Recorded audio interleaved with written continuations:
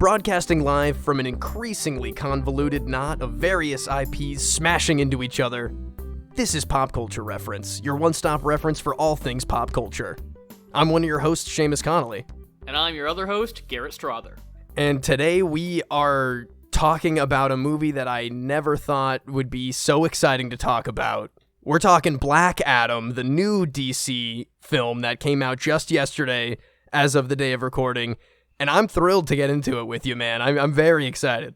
I gotta say, Seamus, I know that we were kind of having to hype ourselves up last week for this one, that we were not looking forward to it, but, you know, I think that you and I have seen the light of Black Adam a little bit. I honestly think we have, and we're better for it. But we do have a decent chunk of news here to kind of jump into, including maybe some stuff that might tie into Black Adam in some capacity or another. Eventually down the line. Eventually. But also just looking forward, you know, you get it. You get how this show works. But first up on the news, we're talking about the new Twister sequel, Twisters, plural, we're going the alien route here, that is now in development. And I am very confused, honestly. I don't think I ever saw the original Twister all the way through, but I mean, does the Twister survive at the end? Is he coming back for revenge? Like, what's the deal here? Well, it's funny because, you know, they beat the Twister and then it falls out onto the lawn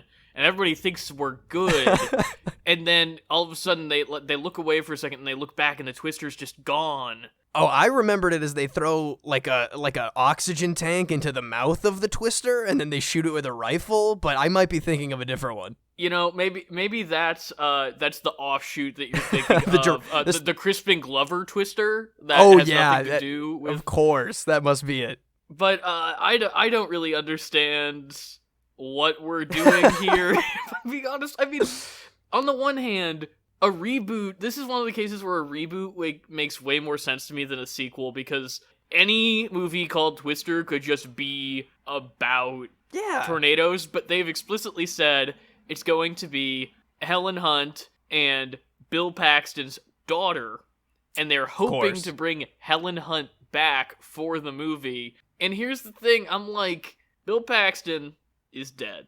Philip Seymour Hoffman is dead. Those are the two best parts of that first movie. And why are we doing this? Like, I just don't get it.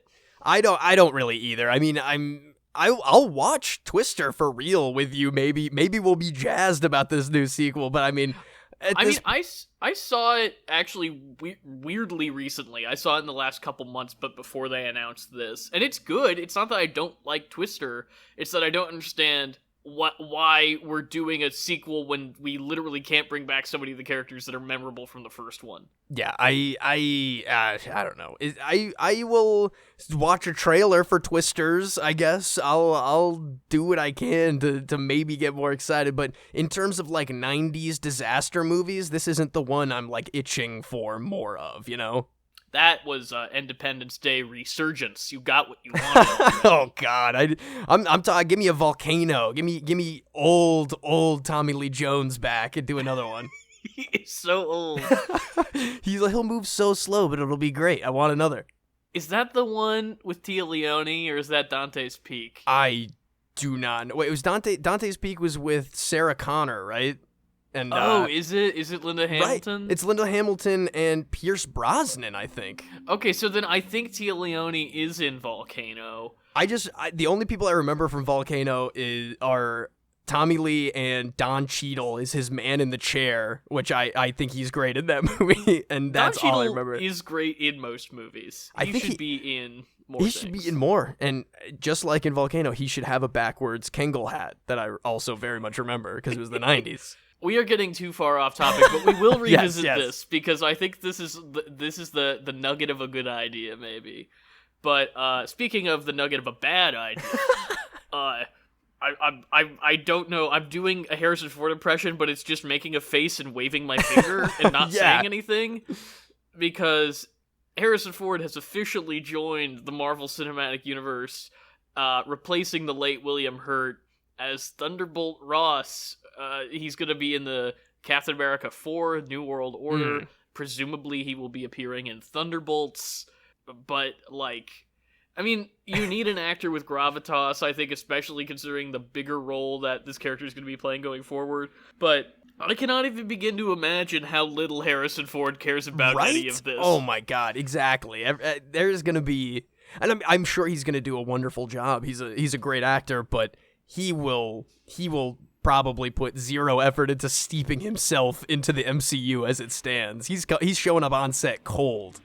What I really want out of this is Harrison Ford via Rise of Skywalker, where he won't even comb his hair. Yeah. I want them to have to CGI on Harrison Ford's mustache, reverse Cavill it, you know? Oh man, I'm sure it will get to that kind of level, and that always charms me in these older Harrison Ford roles. You know, I'm very much looking forward to that. I don't care about Thunderbolt Ross. I don't care about the MCU moving forward. I wish I cared about Captain America 4 as much as I like Anthony Mackie, but yeah, I know what you mean, man. I'm all on the DC train now after last night. So it'll be interesting to see. Maybe this will bring me a little farther back into what I want in the MCU. I mean, I genuinely think about jumping back into Moon Knight every time I see the new Black Panther trailer. So the farther they get into stuff that I maybe actually care about, I think something like Thunderbolts is interesting and weird enough that I might get more jazzed about it with Harrison Ford there. You know, I think that this is working for me in a different way, where I'm more interested to see it because I think it probably won't work very well. Yeah, I mean, it very well couldn't. I want to see what that looks like. You know, I want to see Harrison Ford phoning in a major role Yes. in the MCU. Well, you know, Seamus, I think that about... Wait. Did you hear that? Did you feel that, Seamus? Do you feel... I think something's changing. My trick knee is acting up. I don't know what that is. Oh, no. Warner warning! Oh God, it's here! Warner warning! Oh, I thought we were going to be able to save this until the main segment, but I guess we were wrong because there is more Warner Brothers Discovery news. Walter Hamada, famed, infamous DC Films executive, has officially left Warner Brothers Discovery. Hamada was one of the main focuses of Ray Fisher's whistleblowing of the mistreatment of people on DC sets by Joss Whedon, and specifically Hamada was one of the executives that was singled out as a person that was trying to cover up and kind of snuff out the investigation that was ongoing to Warner Brothers and DC Films' general misdeeds. So while culturally this is probably a good shift, it does continue this entire takeover of Discovery executives forcing out Warner Brothers executives, and that anything that's left of Warner Brothers seems to just be hollowed out. In this case, good thing. Walter Hamada should have been gone longer ago than he was. We saw Black Adam last night. There he was, like, executive in the credits. producer. Yeah, exactly. And this is a good thing, even though it's a bad thing, if that makes any kind of sense. There's a silver lining in all of this Warner business, and it's that Walter Hamada is gone. Yeah, if anything, this gives me a little more hope for the future of... I mean, I don't know what Ray Fisher would have to get to come back and reprise his role as Cyborg, but at the very least, this means that there's more of a possibility with less of those executives who were very in the spotlight of his campaign to show a light on what was happening behind the scenes on those sets.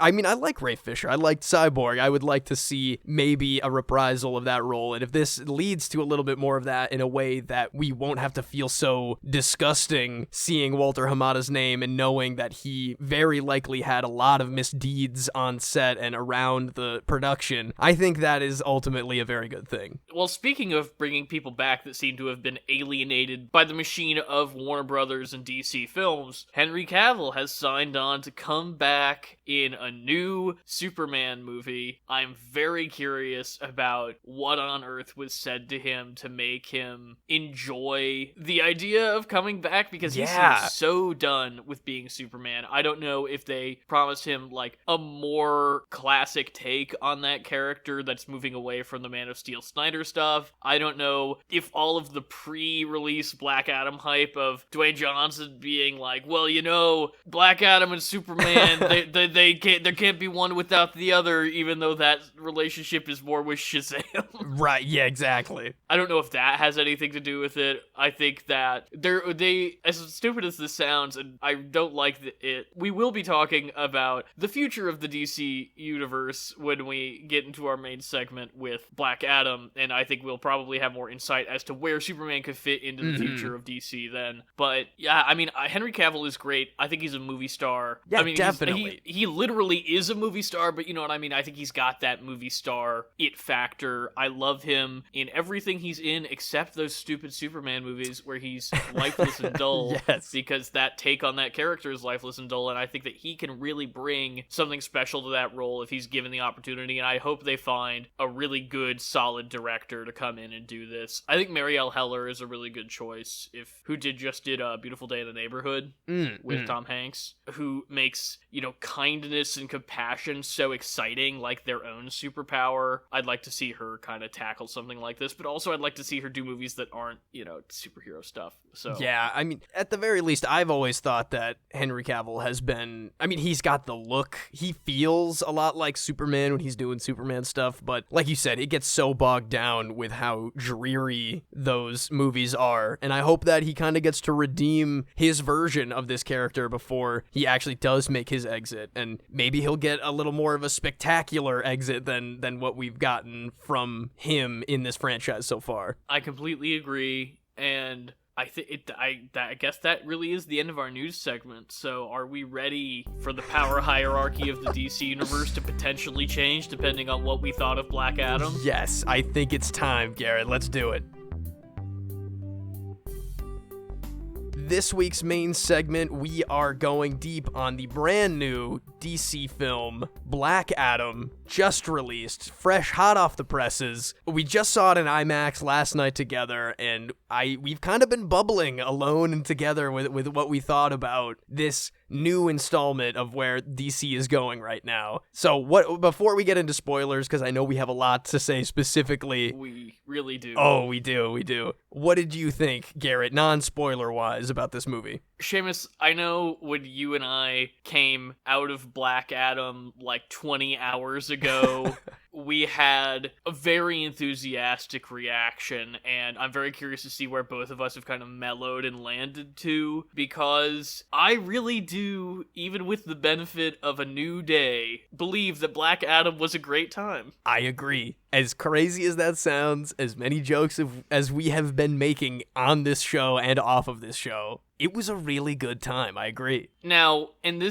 I have a main thesis about this movie that I can start to kind of lay out now, and then we'll have to really build out in spoilers, which is that the movie that The Rock thinks that this movie is not what it is, and that I only liked this movie because it is so far beyond what I expected it to be, and I don't mean that quality-wise, I mean that quantity-wise. Oh, that interesting. Okay. Black Adam, to me, and I this is the part where I think you and I might split. Black Adam is by far the least interesting part of this movie to me. Interesting. I don't completely disagree with you. I don't know if I would say the least interesting part, because I still very much enjoyed him, but far from the only very interesting thing that we have to focus on in this movie. Because to me, Black Adam in this felt directionless and without a real motivation, without real character, without any kind of humanity. It was just Dwayne Johnson being this cold brick. He wasn't self-aware Dwayne Johnson, and I'm glad we didn't get that. Even though that is more charming than this iteration. It's just like this hulking mass of a human being, but it's got the brain of a robot. It's just nothing. And I like that Black Adam is he's so out of context within the rest of this movie, which again, we'll get into spoilers about the fact that this movie is really like several different movies in one movie. To me, it was a camp masterpiece. That's where I'm really coming at it from, is that I don't think it was actually good in the way that Dwayne Johnson thinks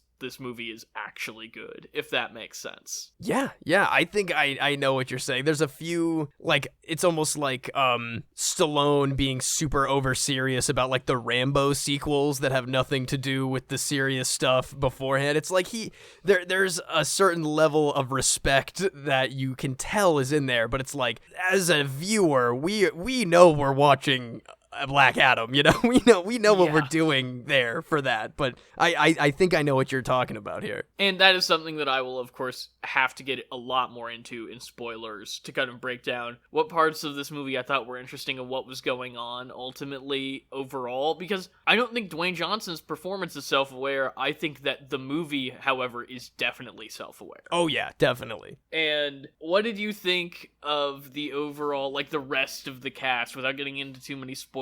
Like, you know, we got Pierce Brosnan's Dr. Fate, Aldous Hodge, Hawkman. We love Aldous Hodge here on this podcast. Invisible Man, One Night in Miami, you know. Yeah, I thought the wider cast was great. The non-hero cast that we have here, the mortal supporting characters are doing wonderfully. Again, that's another angle of this that we're going to have to get a little farther into in spoilers, but altogether, like you were saying, it's the ensemble of so many different well-done characters in a lot of ways that I wasn't expecting for Black Adam. Again, my expectations for this movie definitely shaped my enjoyment of everything, and in the end, you know, there was a lot of really good humor in the side characters. There was a lot of really good heart in like Pierce Brosnan, and even Hawkman, a character that I know very little about in general. I thought that performance was very well done as like the more leader role of what's going down in the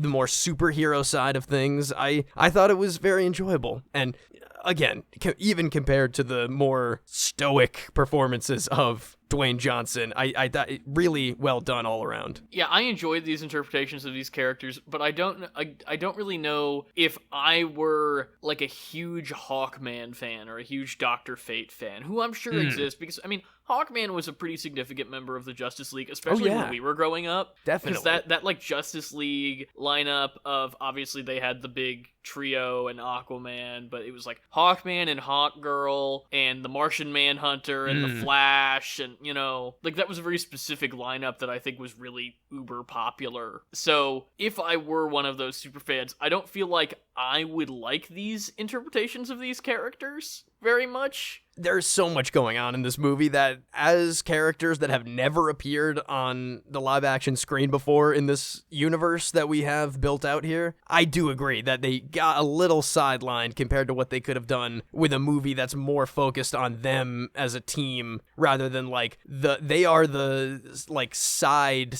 characters when we're looking at like Black Adam and then the humans that are involved here. However, for me as a viewer, without that super fan, because I don't care about Hawkeye or Dr. Fate or whatever, that worked way better for me. The way that these characters were interpreted worked way better for me. As this standalone film that's trying to tell its own story, I think I'm mostly interested in this movie as being completely separate from any kind of cinematic universe. I don't care about what happened before or during, or frankly, very much, as we'll talk about in spoilers, even after that much. And I know that you're going to disagree with me on that. I like this in a vacuum because it feels like a kind of weird microcosm for everything that's going on in Hollywood and trying to balance all of these different things that are going on, but not necessarily in a bad way. Like, it feels self-aware. And I think that the biggest strength here in that regard, and why I feel so strongly that way, is because you don't have to see any other DC movies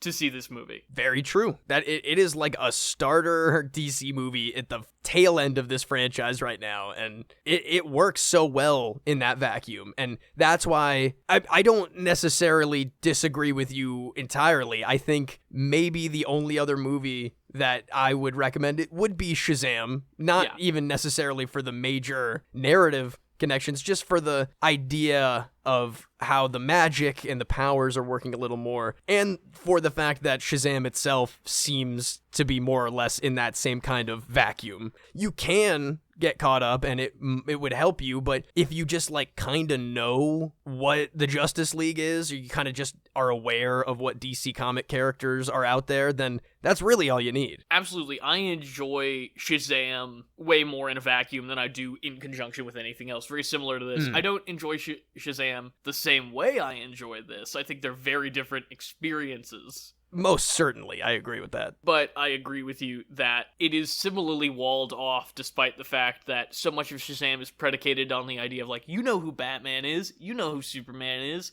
Isn't it cool that these characters are just normal characters in that world? Yeah, which is fun. Well, without getting too much into spoilers, which I think we're about to break, something I like about this movie is that it's the inverse of Shazam, whereas technically it does seem like superheroes exist in this universe, like Batman and Superman and stuff. And I think there are like fleeting references to them. But overall, it seems like every character in this movie is on their own journey that doesn't necessarily relate to superhero-dom unless they are already a superhero. Yeah, that is very true. And I mean, there's a lot of themes about like becoming a hero or being a hero or a champion that, you know, they get into with the lesser powered characters, of course. But, you know, I agree. It's not about like gaining those heroic powers like we see in other things, in other origin things like Shazam. But I think in order to really dig into this movie and why we enjoyed it and what we liked about it and didn't like about it, we really have to go spoilers.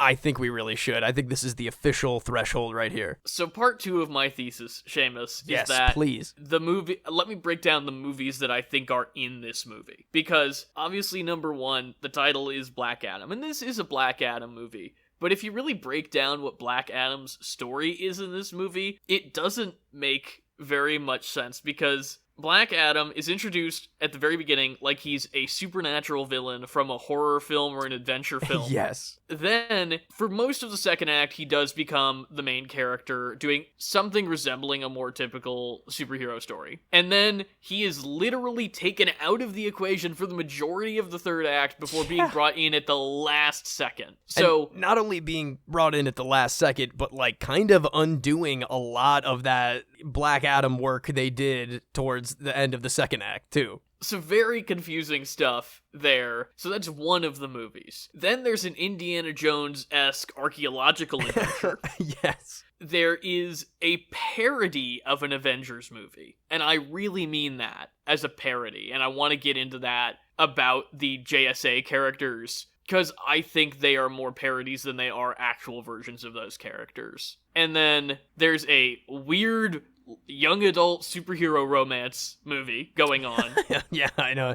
In a way that I didn't care a lot about, but it still was, you know, it was making me laugh a little bit. Terminator 2 Judgment Day. Very prominent Terminator 2 Judgment Day. And finally, somewhere buried in all of that is a Zack Snyder DC EU style superhero movie, but that is a decidedly different tone from Black Adam and from the Avengers parody. Yeah, a lot going on here all at once. They do jump around pretty frequently throughout all of that. There's a lot of, you know, they obviously cross over a lot of these streams, but they break off into their own little sections pretty frequently. And that's what was so surprising to me about this movie, and that's why I said to you last night, I really am sticking by the fact that this is the first superhero ensemble film. And what I mean by that is it's not a team-up movie. It's a movie where you introduce all of these new characters as an ensemble cast, some superhero, some not, and bring them together. Not necessarily even against a common threat for most of the runtime, but just putting them together and like action figures from different lines that you have, making them talk to each other. And it's like this idea of smashing movies together, of just like, what if Terminator 2 was also a superhero movie? And if you break down what Terminator 2 is, it's about taking a horror character, and part of the joke is that you're putting him in an action movie where he's in a buddy action movie. Like a buddy cop, kid and his dog, kid and his father, however you want to make that analogy work. So there's even like a hat on a hat within the Terminator 2 comparison where, again, Black Adam starts this movie seeming more like a scary threat, a horror film, even though it's not scary like the way a horror film is scary, but then becomes this like little friend to this boy, this like 12-year-old boy. The omnipresent protector. He cares about nothing in the world, but then the boy makes him feel a little bit in his heart. And at the same time, like the fish out of water Terminator 2, teaching him how to live in modern society and interact with a world that has, gone far past what they would ever recognize as their reality. It's there's a lot crammed in there. Trying to give him a catchphrase. Hasta la vista, baby. Tell him the Man in Black sent ya. That was a very funny running gag. I thought that was going to annoy me a little bit. Like, this man is melting people's jaws off and turning them into skeletons and, like, shattering their bodies. And this boy is trying to make him a little goofier. But it really did work for me by the end. They don't overdo the Man in Black stuff. The stuff that should annoy me in this movie just worked for me for some reason. Yeah, it's weird. It was funny, the running gags that they built up, because I really thought that Hawkman constantly scolding Atom Smasher was really funny. We had a really good crowd, too, that really laughed at that stuff. Yeah, those interactions were really getting people laughing, and the Atom Smasher snacking gag, where he's just like, yeah, it's a lot of energy. I gotta eat all the snacks I can get my hands on. And that reminded me a lot of, there's a scene in World War Z where the joke is the product placement. Like, you see Brad Pitt, like a Pepsi commercial, walk up to a vending machine and then like drink a big old can of Pepsi, and that's the same tone as this to me, where it's like, oh yeah, isn't it funny that Lay's is in our movie? Casually eating baked Lay's over like the electronics while they're making a plan. It was good. But I do want to talk about the Justice Society, because especially Atom Smasher, but all of them really felt like parodies of other characters to me. Hawkman felt like a parody of Captain America. Mm-hmm. Dr. Fate felt like a parody of Doctor Strange, yeah. Atom Smasher felt like a parody of Ant-Man, up to them having like a bizarre cameo for Henry Winkler on a FaceTime call in one scene where they're like, oh, his uncle was the original Adam, but now Adam is the nephew because of reasons, and it just felt like, who's kind of like Michael Douglas that we can get to be this character. So not only do they feel like parodies of these characters, but they feel like parodies of the MCU versions of these characters. Yeah, it's very bizarre, but it worked really well. And even like the Wind girl, who I probably cared the least about, was interesting and funny, and the character was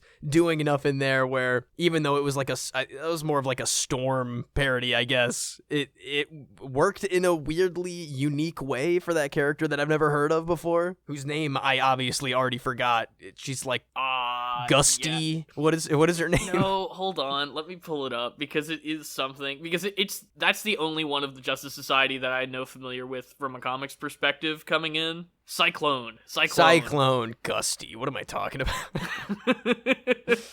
But I didn't really care about anything that was going on with them. It's not like I was invested in them the way that I am invested in some superhero movies. It was just that they were like, what if the Avengers were also in this? It was kind of the vibe. Yeah, I mean, pretty much.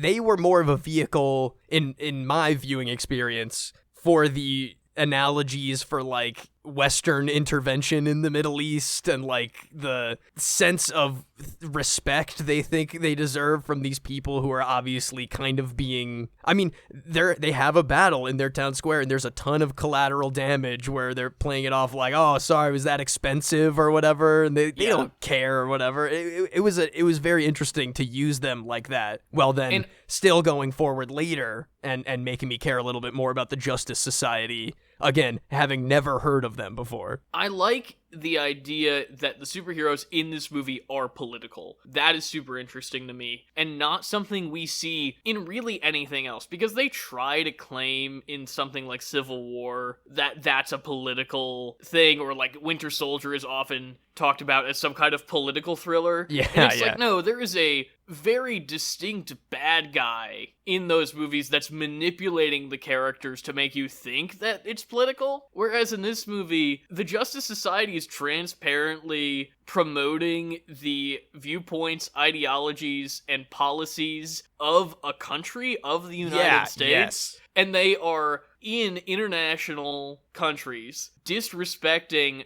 any kind of autonomy that those cultures or governments have, ignoring the oppression under a violent regime of those people because it's like none of their business. And it's such a simultaneously obvious and ham-fisted allegory, but also the fact that it feels like parody. The fact that it is so self-aware turns it into a comedy. Because ultimately, my big thesis with all of these movies is that Black Adam is a straight comedy. It's not a superhero movie, it's not an action movie, it is a spoof. Yeah, I mean, it really is. It's everything that we know at this point about the DC universe, about comic universes in general, Marvel, all of that stuff, and laying it out very well. I mean, we should talk about the strange structure of how they get farther into this kind of flip-flopping around different stuff towards the end, but I don't know. You're right. It's a comedy, it's a parody, but it's done in a way that it's you know, it's not a Deadpool or whatever. I'm not rolling my eyes out of my damn head. It's like I was still so engaged with everything that was happening at the same time. Because the characters don't know they're in a parody. Yes, That's exactly. the real trick, is that the movie knows it's a parody, but like Dwayne Johnson thinks he is making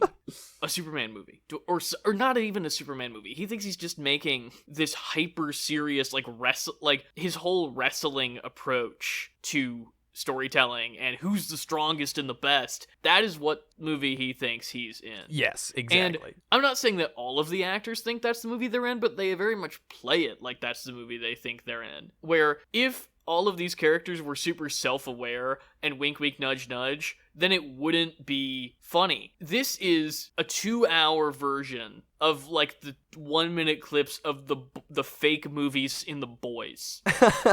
Yeah, like, it really does feel like that. Bad humor, weird like sketched characters, because they have no depth, they have no arcs for the most part. They're just kind of there to be the heroes. And they have these funny, quippy interactions, but they're never actually completely self-aware to camera. And that's the thing that really sets it out from the quippy nature of most Marvel things, where it's just like, look at what fun we're having, you know? And this is like, no, this is serious, but also we're gonna have jokes. Yeah, and that fully lends itself to Dwayne Johnson's very deadpan. Everything Dwayne Johnson says in this movie is a joke. Literally every line that is said to him by a different character, he responds with in a very funny deadpan way. And is that better played because Dwayne Johnson thinks he's like killing it with the one-liners that are supposed to be like thought on or whatever, or whatever it is, it works really well. Because when they eventually do kind of give a little more heart to that character, when we get a little more of the background about him and his son and his family and how he actually gets his You don't care? It doesn't make sense. The plot twist is boring and convoluted. I mean, but that's part of the charm, is that it's like it expects us to care. They show the silhouette of Dwayne Johnson's super distinct bald big head on his tiny Steve Rogers body in the beginning. Yes, exactly. They like want us to not notice that it's just Dwayne Johnson speaking in a slightly softer voice. And I mean, I saw that from the very beginning when they did the flashback. We looked at each other and we're like, that's Dwayne Johnson, right? Like, oh, God, yeah, we did. And all that. I also forgot the stupid twist of the Ishmael being the Crazy King's long-lost descendant. Like, who cares? Just make him a guy from that country who wants to follow in the footsteps or whatever.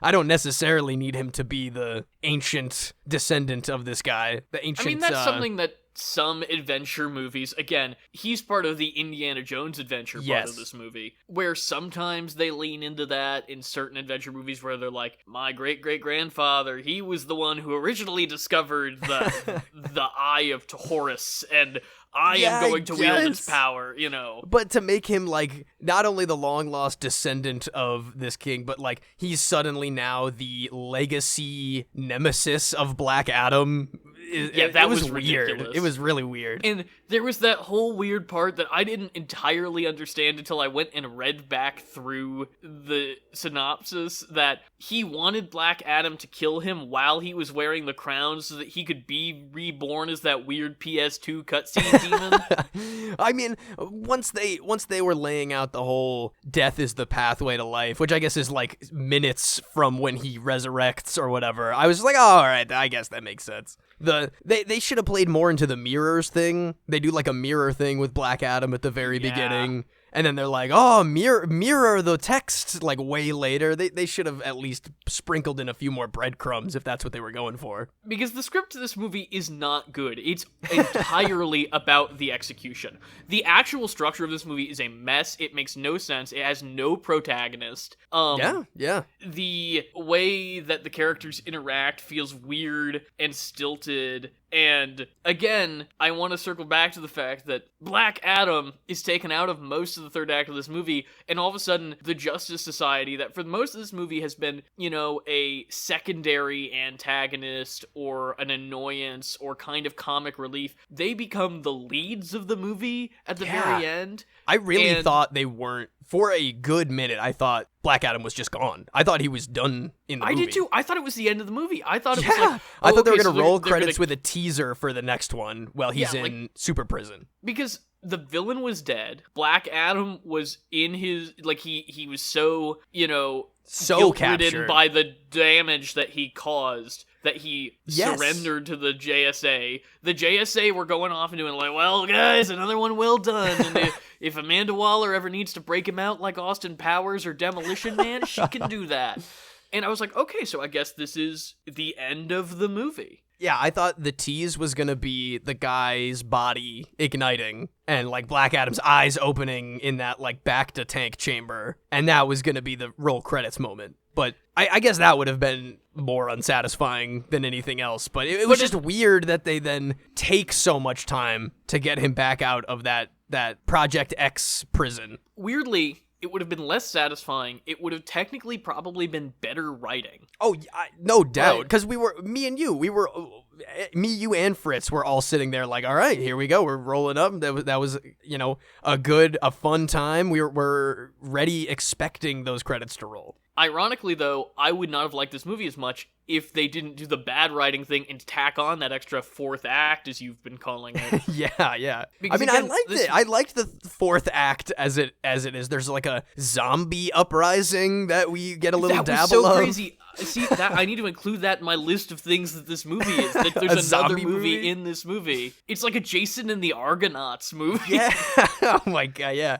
Oh my god. I guess that goes along with the Mummy-esque adventure that it is. True. That kind of fits into the Indiana Jones category, technically, but... Sure, and it gives that extra highlight to the electrician uncle, who is an absolute boss in this movie. Love him. Oh, yeah, he's hilarious. We've got so many... It's like they Googled, what are the songs most used in movies? Yes! And then oh just my god. put them in a playlist. Like, the Baby Come Back song... gag where he's listening in the car and you're like, what's the funniest song that he could be listening to? Obviously, Baby Come Back.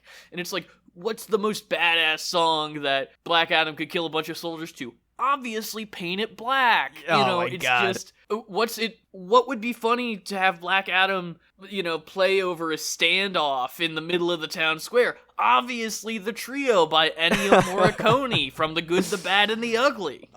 You did notice that his lightning in that he was using finger guns, right? Of course. How could okay. I not? Okay, just making sure. It's all about the tone. This movie is entirely about the tone, even though I do think that a lot of the action is competently directed more than like something like a Snyder movie where I can't really see what's going on because everything's gray and kind of CGI bricky. And this is a very clear, especially that first scene where Black Adam like breaks out of the mountain and kills all the guys. Massacres all the mercenaries. Fantastic. It's like, I was thinking the whole time, it's like if the Man of Steel action sequences were better, you know? Like, because I don't hate the Man of Steel action sequences, but it's like, if they were done actually well, you know? But also, it pretty frequently devolves into what I in my brain have been calling the Mad Max Fury Road Sandstorm sequence. Oh. Where they're like, what if there was just a ton of slow-mo? Oh, the slow-mo in this is insane, by the way. Every sequence is slow-mo. Yeah. Oh, But yeah. there's just tons of twirling clouds and dust and smoke and wind and storm and lightning and the actors' beautiful faces composited right in the middle of the frame, and that's the only thing that you can make out that makes any sense. So this movie's action sequences often devolve into essentially abstract imagery that is still pretty much easier to follow than 90% of contemporary action cinema, but it's just, again, a bizarre, formal, tonal choice that keeps this movie so over the top with these huge explosions and Black Adam entering the Speed Force. Oh my god, yeah. All of this crazy stuff that, again, it just is able to expand so much that it becomes parody. It becomes funny beyond how not good the story is or the characters are, or even, you know, the fact that the action is competently done is surprising, but helps this movie overall for obvious reasons.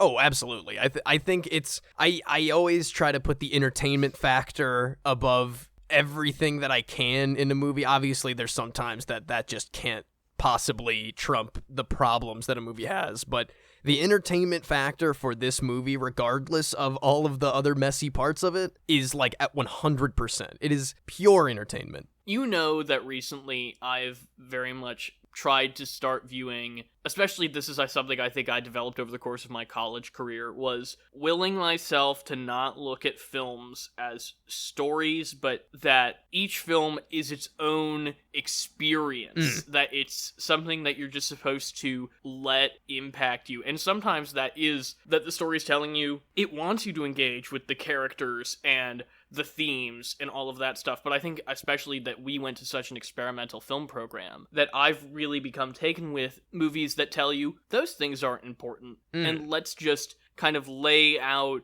this bizarre experience for you. And Black Adam is able to do that in a way that most films that choose to focus on that are not at this level. You know, so there are plenty of superhero movies that decide, like, you know, the plot doesn't matter, you're just here for the action anyway, but then the action isn't that good, and then and they don't really know how to tell you to focus on the other things, so you are just focusing on how bad the plot and the characters and the writing are. Yeah, and it distracts you to the point where, again, that it does, the fun of things gets depleted and you get distracted, and it becomes more about like how the movie could have been better rather than trying to just kind of experience it as a whole and try to get as much entertainment and enjoyment out of it as possible. But this movie, it like transcends that. Because when the only thing that's promised and the only thing that's promoted really is Dwayne Johnson thinks that he's the coolest man in the DC universe, and then you show up and you get all of this other stuff that wasn't marketed at all. Again, if this movie had been marketed differently, I also think I wouldn't have liked it as much. 100%. My entire knowledge of this movie going into it was the insane stupid frequency of that phrase about DC hierarchy, and I was just like, you know what? Prove it. And that's all I went in with, and that was it was perfect. And I will say, to take this movie at Dwayne Johnson's face value, it does a pretty good job of showing me how powerful Black Adam is. That the action sequences really are compelling enough, and it feels so difficult for anyone in any one of the Avengers to take him down. And that, especially those scenes where he's just levitating, and there's just a ball of lightning around him, and it's eviscerating everything in his vicinity, and you're like, oh wow, that's like, you know, Superman might have a tough time with that. I could actually see that, theoretically. And that's the movie that Dwayne Johnson thought this whole movie was going to be. Yeah. But you can't make a movie that's 2 hours of just going like, oh wow, that's pretty cool.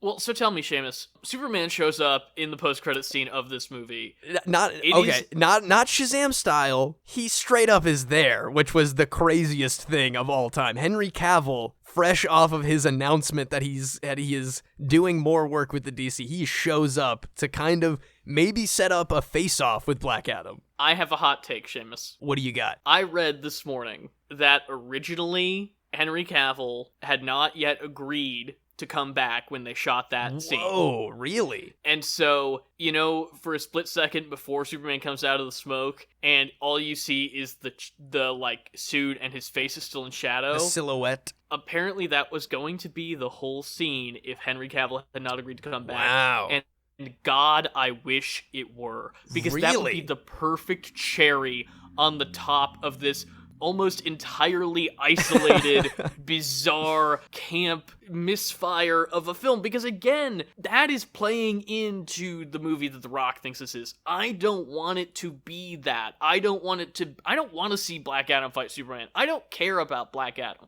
Black Adam is not interesting to me. This movie and the kind of style it has is interesting to me. That being said, it is insane that Superman is in this movie.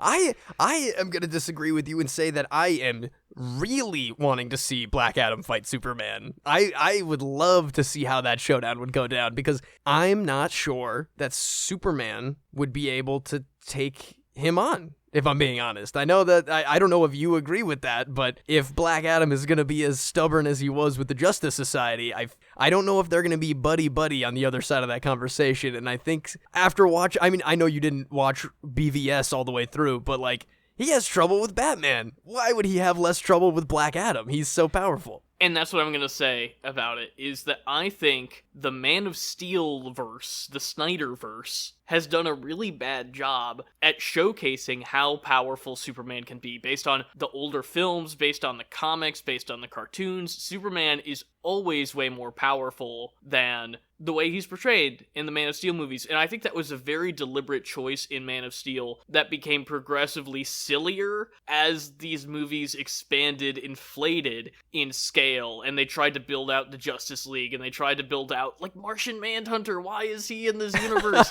That doesn't match up with the tone of Man of Steel was originally supposed to be in the Dark Knight universe. Like, think about how grounded Man of Steel is compared to where we are now. And Cavill's a great Superman, and I want to see him, like I said in the news segment, become that fully realized version of Superman.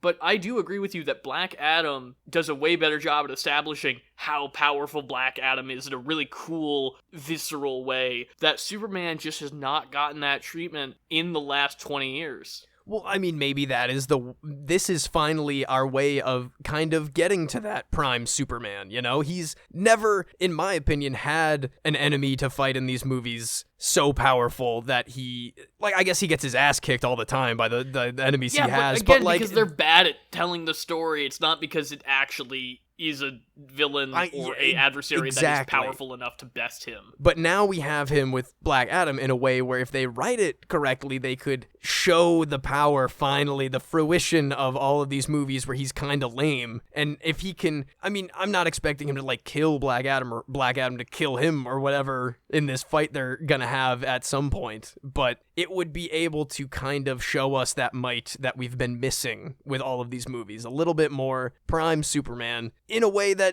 maybe Black Adam will never be as ingrained in the Justice League or the good guy's side as I kind of expected him to start turning towards at the end of this movie. I think if we want to talk about it on its own terms with the cinematic universe lingo, I think this movie's building to a JSA versus Justice League movie. I think that would be cool. The trajectory of this is that Black Adam and Hawkman and whoever else they want to get from that team go up against Superman, Batman, Wonder Woman, Flash, Aquaman, where does the Shazam peeps fall on that? Do they want to help Black Adam because he's their like weird power cousin? That's something I don't like about this movie, is that, and the way this movie's been marketed, is that the movie that it was supposed to be versus the movie that Dwayne Johnson wants it to be are different because Dwayne Johnson wants to fight Superman because he wants to be the best and the biggest. Whereas this movie was incepted to be the setup to fighting Shazam because that's how it exists in the comics. Not to say that it has to exist that way, but that's what makes sense. That's in this universe. That's what makes sense. And we're just skipping that because Dwayne Johnson wants to fight Superman. And that's why I think it would have been so funny if, after all of the posturing and the machismo of Dwayne Johnson being like, he's the biggest and the baddest guy in the whole universe, and then you get to the post-credit scene and Superman shows up and they don't even show his face, and so basically it's the exact same ending as Shazam. Yes. After all of that build-up, it's just a worse version of that scene from Shazam. That would have been a perfect movie. It would have been the perfect movie, Seamus. I don't know, man. I was so floored with Cavill being there. Maybe it was just my shock getting my excitement up, but it would have been very funny to have that exact same, because that's what I was expecting. I looked over at Fritz next to me and I was about to say they're just gonna show the S or whatever, and then before I could even get the thought out, Cavill was on screen. And as a person who wants to see Henry Cavill come back, I am excited about Henry Cavill being back. I really am. And all I'm asking you to do, I'm not asking you to change your opinion. You and I disagree plenty on this show. But I want you to think about, are you excited that Henry Cavill showed up in this movie? Are you excited that Henry Cavill's back as Superman?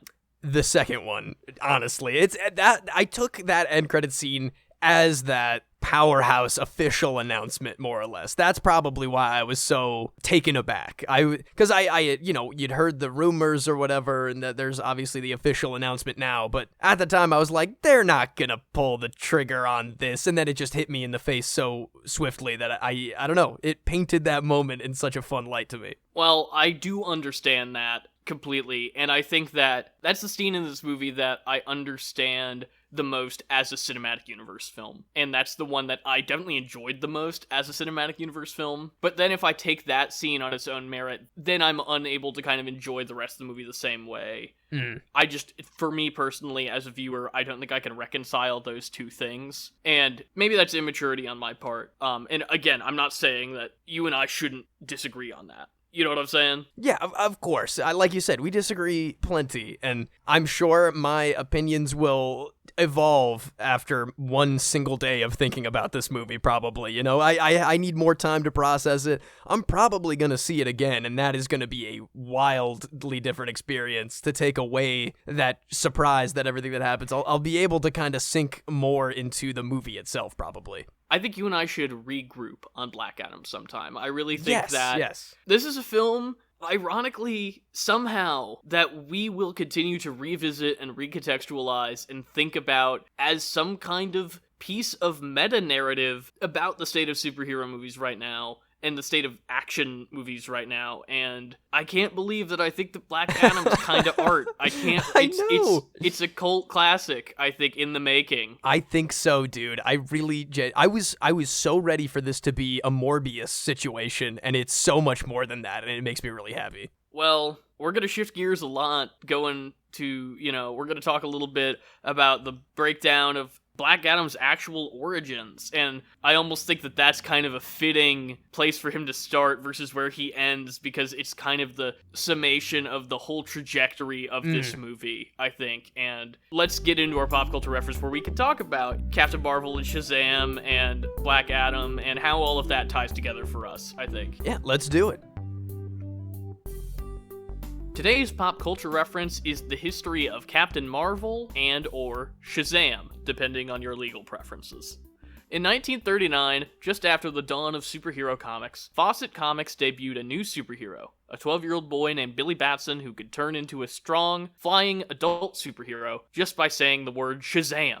The superhero was named Captain Marvel, and went on to become one of the best-selling comics of the era. After settling lawsuit with National Comics over the similarities between Captain Marvel and Superman, Fawcett Comics ceased publishing all Captain Marvel and other superhero comics in 1953. In 1967, Marvel Comics trademarked the name Captain Marvel for their own original character, and the absence of the original Captain Marvel from Fawcett allowed them to hold that copyright through the future of DC Comics publications. In the 1970s, DC, having changed their name from National Comics, decided to license the characters from Fawcett's Captain Marvel, including Black Adam, who only appeared in one issue of the Fawcett comics, for their own publication. However, due to Marvel's trademark, DC published the stories under a new title, Shazam, which slowly became the name that people linked with the character. The series saw a great deal of popularity, and eventually DC bought Shazam and its associated characters outright. The earliest issues of Shazam published after the DC character acquisition are titled Shazam, the original Captain Marvel. One of the last direct references to the original Captain Marvel title in comics was in Teen Titans Academy number 11, where Billy Batson is cut off mid-word bubble before he can finish saying his initial superhero name, implying the universal canon of the name while poking fun at the long-standing controversy. In 2019, the MCU's Captain Marvel and DC's Shazam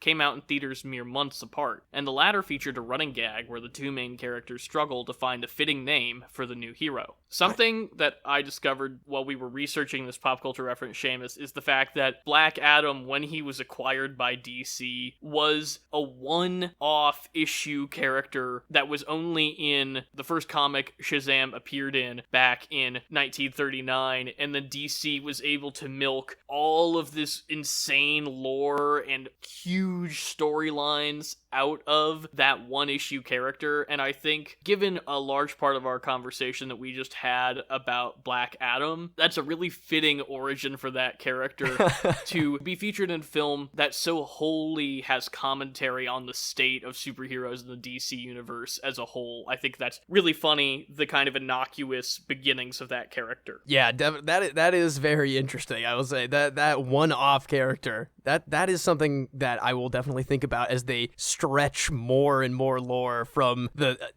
comics that came after into these eventual sequels to Black Adam. And honestly, I really like the gags in Shazam about the name stuff, and I would like to see maybe an outright gag, kind of like in Teen Titans Academy, where they do something like that. But that might be overstepping the bounds in a live-action movie. Yeah, I completely get what you're saying there. Yeah, that might lead to more lawsuits, but I mean, It would be funny. It would be really funny. But should we move on to Star Noirs, Seamus? Oh, yes, please. Let's do it.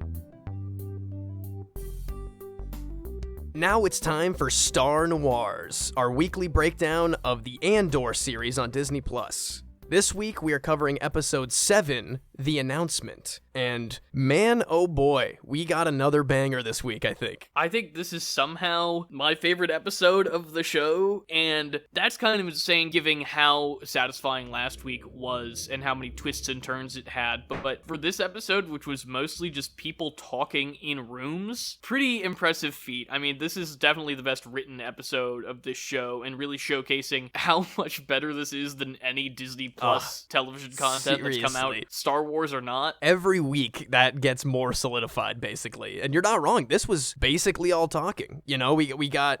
I didn't know that the aftermath, the more conversational aftermath of the Alderi heist from last week was going to be as insanely engaging as the heist itself from the last episode. I was really liking all of it. And a lot of our predictions, as you were telling me, they came true. A lot of what we were thinking that the direction it was going in is exactly where we ended up this week. Which obviously we'll get a little bit more into in spoilers when we could do that. But I do think it's interesting to showcase just like how smartly deployed the directors are for these episodes. Obviously, Tony Gilroy is the showrunner here. He's writing most of the episodes, if not all of the episodes. But last year, Susanna White, who's a veteran television and film director, and has worked on a lot of action, war-oriented series, but not ones that in any way glorify violence or warfare, and how that really shines through in the way she directed last episode, as opposed to when you come into this episode, which is directed by a guy named Benjamin Caron, and his previous work is a lot more on things like The Crown and Sherlock, which are all talky and intrigue and higher class people sitting in rooms and being snarky to each other, you know? Yeah, there was a lot of good moments of that in this episode, that's for sure. I really appreciated that. I don't think a single, and I might be misremembering, I don't think a single person dies in this episode, or like, I don't think there are any fights, really, like actual battles or anything. It's very grounded compared to what we have been building up until episode 6, that mid-season episode we just got. I completely agree with you, and I really don't think we can get any further into this episode without marking spoilers, because despite the fact that really there's not a lot of action-oriented storytelling going on in this episode. A lot does happen, and the scale of the trajectory of the galaxy and the players in it have changed a lot over the course of this episode as everybody kind of repositions in the aftermath of the Aldani heist. Yeah, I would love to. Are we spoilered in? Are we spoilered in now? Let's lock it in. Spoilers for Andor episode 7. The stuff with his mom was absolutely harrowing and absolutely heartbreaking to watch. I kind of had a feeling that's where it was going, and we were talking about like the inspirations that were coming to his home planet after, you know, his participation in the heist and how that was going to manifest more in the revolution of these workers. But man, was it heartbreaking to see him plead with his mother to come with him and escape, and her just fully locking into the idea of rebellion at the, you know, directly from the actions of her son, which I thought was also really sad and touching, that he just never explained that he was just trying to rob a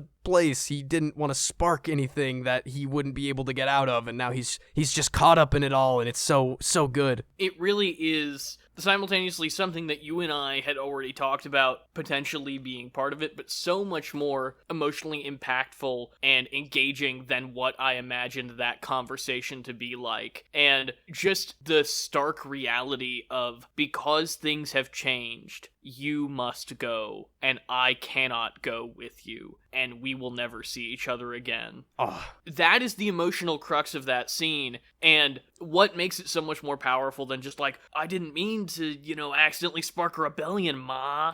You know? Yeah, my God. And the subsequent beach bum sequence where he's like living on whatever beach planet and trying to drown his depression for what he's created in the universe with alcohol and women. And they have a lovely conversation about Star Wars drugs with his lady companion that I thought was funny. They do. I mean, again, drugs and sex never been more prominent in Star Wars. Yeah, and it's refreshing to see the weird, dirty life of Andor in that way. He's not doing the rebel spy thing yet. He's just trying to live his life post heist, and I don't know, his fate at the end of this episode and how he ultimately kicks himself in the ass with everything that went down in his participation with the insurgency and the heist, and him just running away into the universe that he has now absolutely helped taint with full force Imperial occupation everywhere. It is great. It's just one more awesome dark step closer to him realizing that his life can't be running from, you know, the fight that he so clearly belongs in. I also love his scene with Bix in this episode, who yes, I have been expecting for the entirety of the show to come back and just be the love interest, and, you know, that they're gonna squabble and have their little spats, but ultimately, like, they're gonna join the rebellion together and it's gonna be great, and they're gonna kiss, and then she's gonna die tragically, and we're gonna be like, no!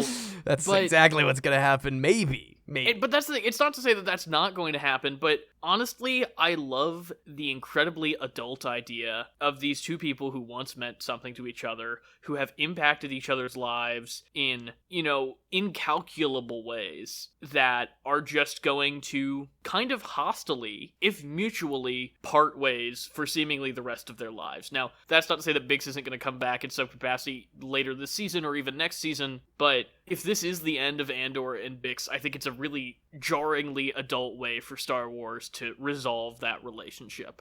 In my mind, I feel like it's going to be more about Bix and Cassian's mom in their planetary rebellion within their own community. That's probably going to gain her the perspective that will help her understand Cassian a lot more, but I really hope that it's not going to just turn around and be like, I get you now, Cassian, let's run away to the rebellion together. I would thoroughly enjoy it a lot more if it was more of like a personal realization on Bix's character side and not necessarily a bridge for her and Cassian to just get together again in the end. Not to pit Star Wars things against each other, but I think that really showcases how underwritten the relationship between Han and Kira in Solo is, in that movie is supposed to be this like film noir take on Star Wars, especially that relationship. Totally. But it lacks any kind of adult complication that this relationship, being kind of a similar one, you know, these troubled kids who grew up together, being criminals because that was the only way that they could kind of revolt, and then separating from each other. This feels so much more noir, the exact kind of feeling that Solo was supposed to be channeling. I was surprised how long it took us to get to Cassian in this episode, and I was almost thinking that you were going to be right in your prediction that we were going to get an entirely ISB episode, which is almost what we got. You were shockingly close to being correct about that. We got a lot more than we have, and I loved every second of it. I love watching those ISB agents go at each other's throats. Lauren shows up in this, which really surprised me. I think it's actually so much more impactful, these like little cameos that we're getting from characters, because I'm not expecting cameos in the show, and when the characters show up, it actually makes sense for them to show up. Definitely. Not that Lauren is some kind of crazy famous Star Wars guy. It's not Luke Skywalker, you know, but it's still like, oh wow, they're like putting people from other things in this. Like, he's a big part of Clone Wars, and he's on Rebels, and he's in the Death Star board meeting in episode 4, you know. Yeah, I really appreciated that too. It's all very good little connections that grow this lore to feel not so forced, and I really appreciate that. And the way that the ISB's reaction to the Aldani attack, as they're kind of framing it, of intense escalation and the co-opting, the commandeering of the Imperial military forces directly lines up with things that we've already seen in other Star Wars media, so that, you know, Agent Kallus in Star Wars Rebels, who is a ISB agent, is ordering around stormtroopers and TIE fighters and Star Destroyers, which are part of the Imperial Navy. And that completely lines up with what we're seeing here, where it's an escalation, kind of like how Palpatine uses the Clone Wars to grab power. You know, the ISB uses the ladder of the chaos of rebellion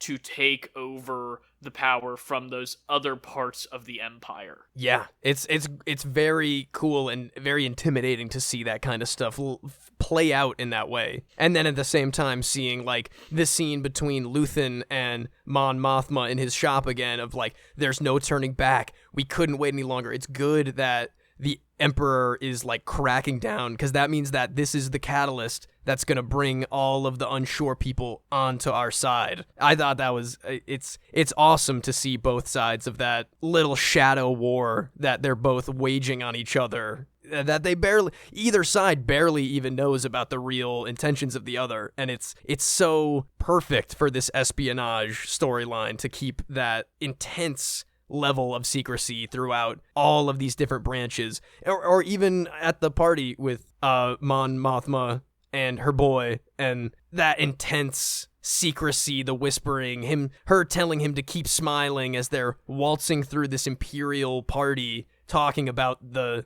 designs that she has to topple the Empire. It's fantastic. I also loved seeing in the Empire's side, the ISB side, how that larger scale power grabbing and backstabbing that is going on between the different components of the Empire is also happening on a smaller scale with our different little ISB people.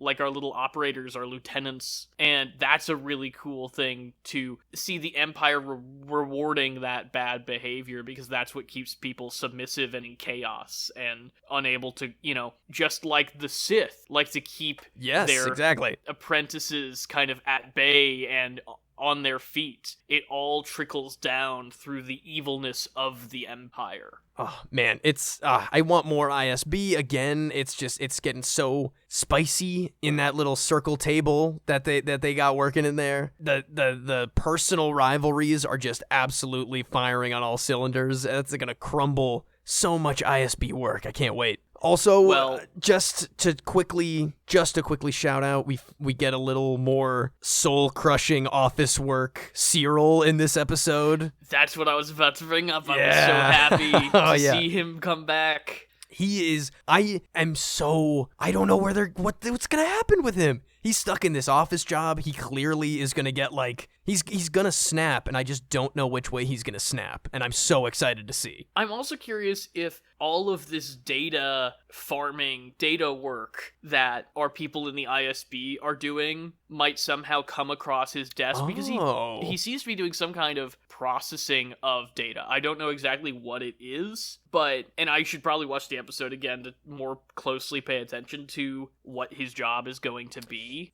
His uncle, wait, that was his uncle, right? No, his uncle got him the job. Right, he was like, well, make sure your record is clean. Your uncle wouldn't want that or whatever. But he mentioned something so forgettable and boring about what his job was that it was just like, it's something that isn't important or big, or it's like shipping and receiving or something. But soul-crushing data entry is also the kind of thing that the Empire stands on. That's Very the true. grunt work that is crucial to their form of oppression. The red tape, the bureaucracy of having thousands of drone workers in that great, like, big cubicle shot there at the very end of the episode, showing you how even the people that work for the Empire are inherently oppressed. Oh man, that's why I think he might go either way on the whole rebellion side of things, you know? I'm very excited. I think the only thing we have to look forward to is the prison break that we're going to get at some point with Cassian's 6-year prison sentence. So, I mean, there's going to be something there. I'm excited. Maybe, I mean, we got some Imperial prison droids walking around. Always love them. Maybe there's going to be something with that there. But I don't know. We've got a lot of mystery. Everybody's kind of set up in a place that I do not know where the next episode is going. But I'm hoping Prison Break. I'm also hoping Prison Break, but if there's one thing that I've learned from this show, it's that I don't necessarily want what I expect to come next from this show, because every time it surprises me, it's always a way better episode than I could have imagined. Honestly, very, very true. Me even expecting a Prison Break probably means that we're going to get something way more unique and strange coming up this week. I mean, Luthen and that whole crew, they want Cassian dead, so... Oh, that is true. Oh, there it is. It's going to be an assassination attempt where he'll be able to escape, maybe. We'll see. Who knows? We'll certainly find out soon enough. But let's move it on over to Save the Rec Center. Let's do it. Save the Rec Center! Now it's time to Save the Rec Center, where we bring you our weekly recommendations. Seamus, hit me. This last weekend, I had the pleasure of seeing Smile in the theaters, and it was really good, man. I honestly, I was not expecting it to be as good as it was, but it was an incredibly effective horror movie. It's not super over-explained. The cast was fantastic. The scare factor is genuinely very high. I'm not usually super scared at horror movies. I'm a big appreciator of the craft, so I'm not always super caught off guard, but it's a scary flick, man. I definitely recommend it for the Halloween season. If you can still catch it in the limited release that it has in theaters right now, I think it's definitely worth it. It was plussed up because I had a great audience who was just absolutely freaking out the whole time, too, and that's definitely why I recommend a theater viewing. It's solid. They have me hooked. If they ever decide to make another one of any capacity in this style or in this lore, I really, really appreciated it. And it had a lot of surprising factors that, even as I say that I'm a appreciator of horror and I'm a scholar of horror, I've read up on it extensively and I know a lot about it. It is very surprising. It's got a lot of great twists and turns, and I think you should check it out if you can, Garrett, specifically before it leaves theaters. I keep seeing reviews that are saying what you're saying, even though that marketing looks so uninteresting to me. So I You didn't like the people standing in crowds or whatever? Cool. That was I meant fun. more like the trailers. No, again, the marketing's really cool. Maybe the trailers being a little lackluster is what let me enjoy this movie so much, but I will also say that the marketing really keeps it close to the vest in terms of only showing you like the very first part of this movie in most of that trailer. Like it kind of does the big blockbuster thing, or the Marvel thing, where they show you like one scene, 10 different angles of one scene as the trailer, and then you get there and it's way more than you expected. I appreciated that. Well, it's a shame to say that my Paramount Plus is dried up, so sad. I will not be seeing that when it comes to streaming, probably. So maybe I will venture out to the theater and not be such a scared little boy. It's a great group watch for Halloween season. I'll say, get a group, go. I'll even probably see it again. I would definitely see it again. But what do you have to save the rec center this week? Well, inspired by a couple of different things. One, the fact that Henry Cavill's coming back as Superman has me really reflecting on what I want out of a Superman tonally and from, a story perspective. And seeing Black Adam be so viscerally different from other superhero movies of late, or any superhero movies ever, has also got me thinking about when superhero movies were kind of in their infancy, and there were very different expectations about what a movie would be and what it would contain and what kind of action and storylines it would contain, which is why I am actually rec-centering the original Richard Donner, Christopher Reeve starring Superman from 1978. Right on. That is a movie I have only seen very few snippets of. I've never seen it all the way through, but I've always wanted to. Well, I haven't seen it in a long time, but I really have been thinking about it a lot in the last few days, and it's really made me want to revisit it. And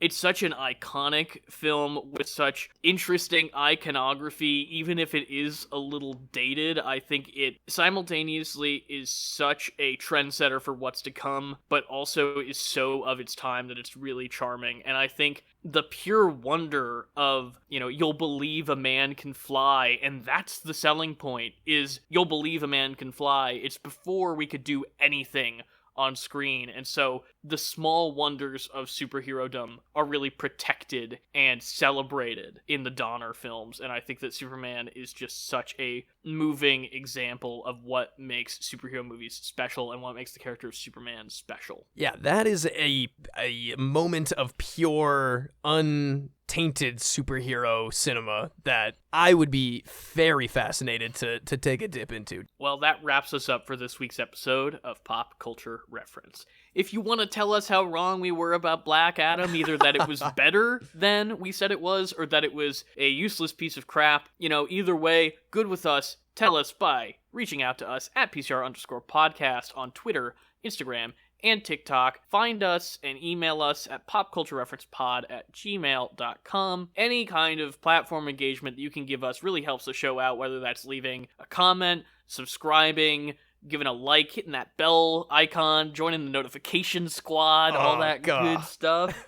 Next week, we will be covering, as of right now, still figuring out some scheduling things, The High Republic Fallen Star, which is the last adult mainline novel in the overarching Phase 1 of Star Wars The High Republic. Phase 2 is kicking off right now, so we're kind of catching up before this new prequel to this Phase 1 of The High Republic starts off. We should be having our good friend of the show, Rocky Kari, on for that, so we'll keep you updated on what the trajectory is of that episode. Very excited to talk about that book. Seamus, I know you're still finishing it up. Oh, it's great so far, and I'm really excited to talk about this first phase with you all together. That'll be a very Star Wars heavy episode between that and Star Noirs, and it's our last episode of October, so maybe we should try to sneak in something spooky in there. Yeah. We can talk, Well, I am looking forward to it, Seamus. We're going to have a great time next week. The power hierarchy of the Adios Amigos has changed.